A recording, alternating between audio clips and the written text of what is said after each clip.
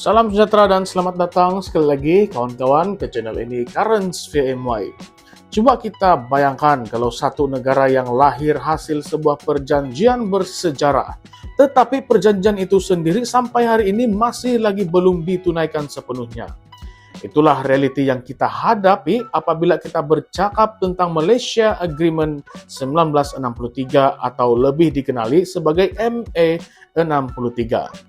Baru-baru ini timbul cadangan daripada 5 NGO supaya diwujudkan satu perjanjian baru digelar MA63 Plus untuk memperbaharui janji-janji kepada Sabah dan Sarawak, kononnya untuk mengembalikan autonomi yang semakin terhakis. Tetapi yang menariknya, cadangan ini terus ditolak mentah-mentah oleh Menteri Pelancongan, Industri Kreatif dan Seni Persembahan Sarawak, Datuk Seri Abdul Karim Rahman Hamzah. Kata beliau, jangan sibuk mahu membuat perjanjian baru kalau yang lama pun tidak pernah ditunaikan. Nah, logiknya apa guna tambah kontrak baru kalau hutang lama pun tidak dibayar? Karim mengingatkan bahwa MA63 ini bukanlah benda yang kecil.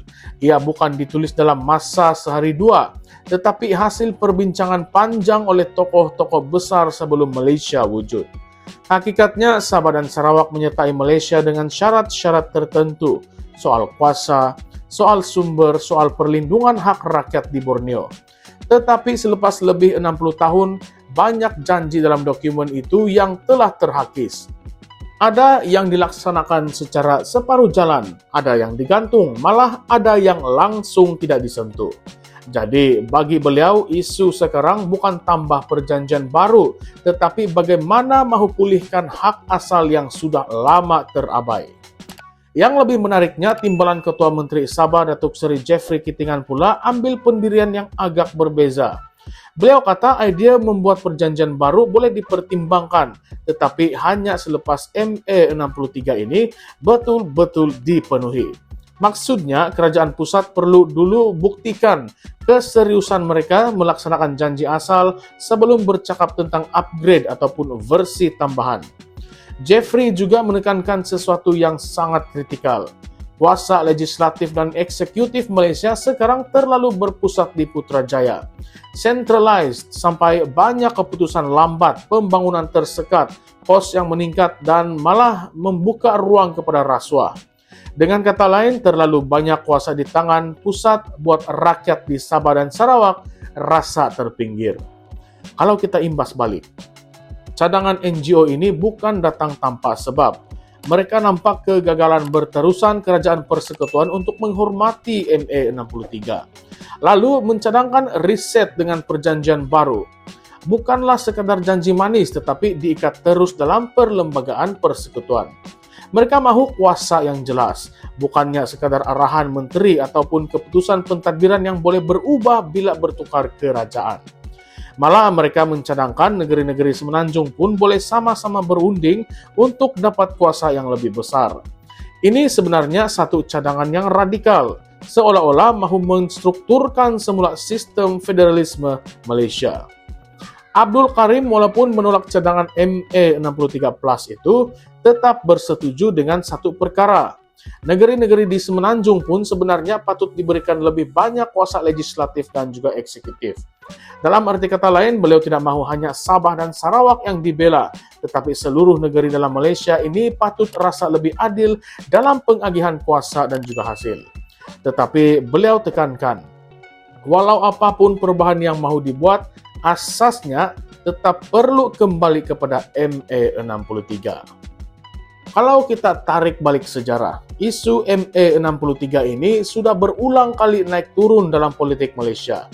Dari zaman Tun Dr. Mahathir ke era Paklah Najib Mahathir kembali, kemudian Muhyiddin, selepas itu Ismail Sabri dan kini Anwar Ibrahim. Semua pernah janji mahu tunaikan MA63.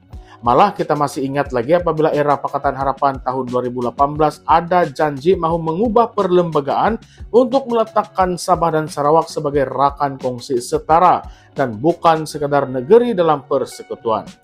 Tetapi akhirnya gagal sebab tidak cukup majoriti undi di parlimen. Selepas itu, bila Kerajaan Perikatan Nasional pula mengambil alih, mereka tubuhkan jawatan kuasa khas, membawa beberapa pindaan tetapi pelaksanaannya masih lagi lambat. Sekarang di bawah Anwar Ibrahim, sekali lagi MA63 dijadikan modal politik. Ada mesyuarat, ada jawatan kuasa teknikal, ada pengumuman besar. Tetapi di lapangan, rakyat Sabah dan Sarawak masih lagi tanya, di manakah hasilnya? Jalan raya masih lagi teruk, kemudahan kesehatan masih lagi jauh ketinggalan. Akses internet pun tidak stabil. Jadi apabila dengar cadangan perjanjian baru, wajarlah rakyat menjadi skeptikal. Dan inilah yang membuatkan isu ini begitu kontroversi. Kalau hak Sabah dan Sarawak dalam perjanjian asal pun tidak dipenuhi, adakah kerajaan benar-benar ikhlas mahu menambah lagi janji baru? Atau ini sekadar helah untuk redakan kemarahan rakyat Borneo yang semakin lantang menuntut?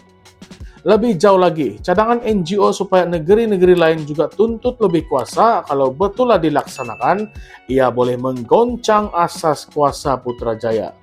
Bayangkan kalau Kelantan, Terengganu, Kedah semua pun mula menuntut kuasa lebih besar dalam hal cukai, hasil minyak ataupun pendidikan.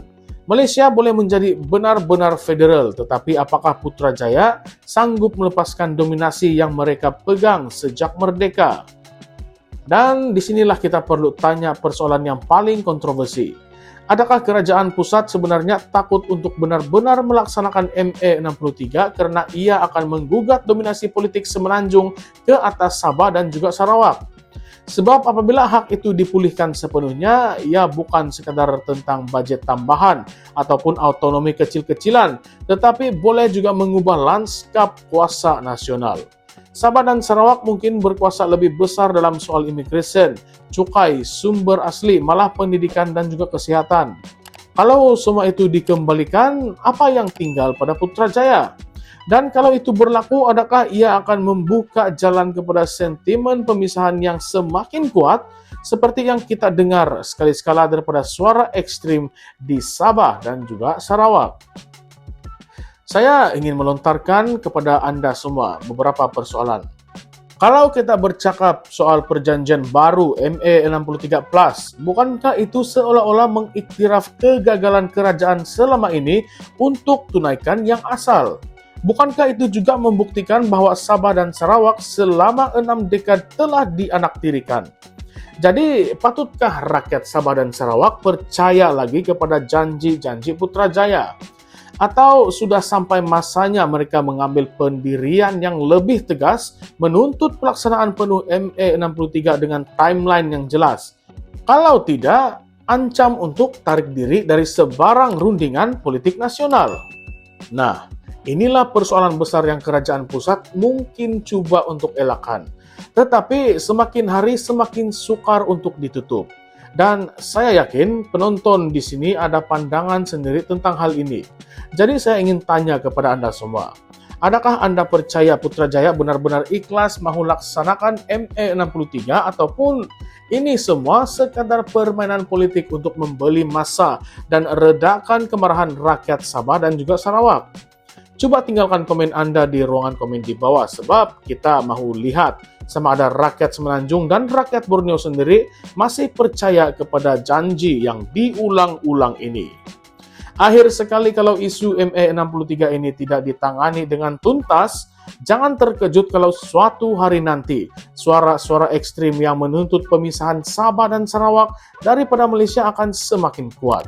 Dan waktu itu mungkin sudah terlambat untuk kita selamatkan hubungan persekutuan ini. Jadi soalan terakhir yang saya ingin tinggalkan kepada Anda semua, adakah kita sedang menuju ke arah Malaysia yang lebih adil dan benar-benar federal? Ataupun kita sebenarnya sedang menunggu ledakan krisis keyakinan yang boleh mengguncangkan asas negara ini? Jangan lupa kawan-kawan, isu ini bukan sekadar sejarah, tetapi juga tentang masa depan Malaysia. Kalau Anda rasa topik ini penting untuk dibincangkan, tekan butang like, share video ini supaya lebih ramai yang sedar tentang pendedahan ini, dan jangan lupa untuk subscribe ke channel ini Currents VMY. Kita jumpa lagi dalam video yang seterusnya. Tetapi sebelum itu, fikir baik-baik. Kalau janji 6 dekad pun belum ditunaikan, Apa jaminan janji baru akan dipenuhi? Nah, coba kita pikirkan. Baiklah kawan-kawan semua, salam sejahtera, salam perjuangan, dan salam reformasi. Kita jumpa lagi dalam konten yang seterusnya. Sekian saja semua. Terima kasih.